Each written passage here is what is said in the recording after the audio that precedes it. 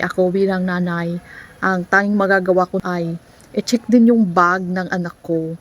I-monitor ko siya kung may hindi ka nais-nais na mga kilos. Doon pa lang malalaman mo. Kapag nanay ka, nararamdaman mo kung may kakaiba sa anak mo. Doon pa lang, sa bahay pa lang, kausapin mo na kung may problema siya sa paaralan niya, magsabing, maging open. Grabe no, kung nakakabahala at nakakaalarma yung mga balita tungkol sa mga paaralang nagkakaroon ng barilan, pananaksak at marami pang ibang hindi magandang balita. Sana sa mga kabataan, huwag tayong ganoon, palawakin yung mga pag-iisip natin. Pag binuli ka, hayaan mo na lang. As long as walang nangyari or walang pisikalan, hayaan mo na lang, deadma mo na lang, wag mo na sagutin. Sa mga nanay, ako bilang nanay, ang tanging magagawa ko ay i-check din yung bag ng anak ko.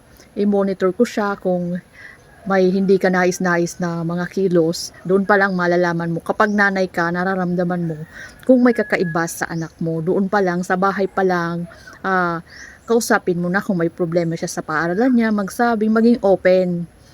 Sa bahay pa lang maagapan kung may problema yung mga bata at maidulog sa mga guro. To all parents, be responsible enough to ask your children kung kumusta yung pag-aaral nila, kung may problema sila, kung may mga nambubuli. Okay? Sana tayo as community magtulungan para at least walang mga ganong nangyayari. Nakakabahala. Daming nadadamay. Mga minors. Okay na masyado lang ako emotional doon sa mga nangyayari, guys. Bihira nyo ako makita dito, pero yung nakikiramay tayo sa mga namatay, binawian ng buhay doon sa shooting, doon sa school, alam nyo na yun. Sino yung mga taga-Tacloban dito?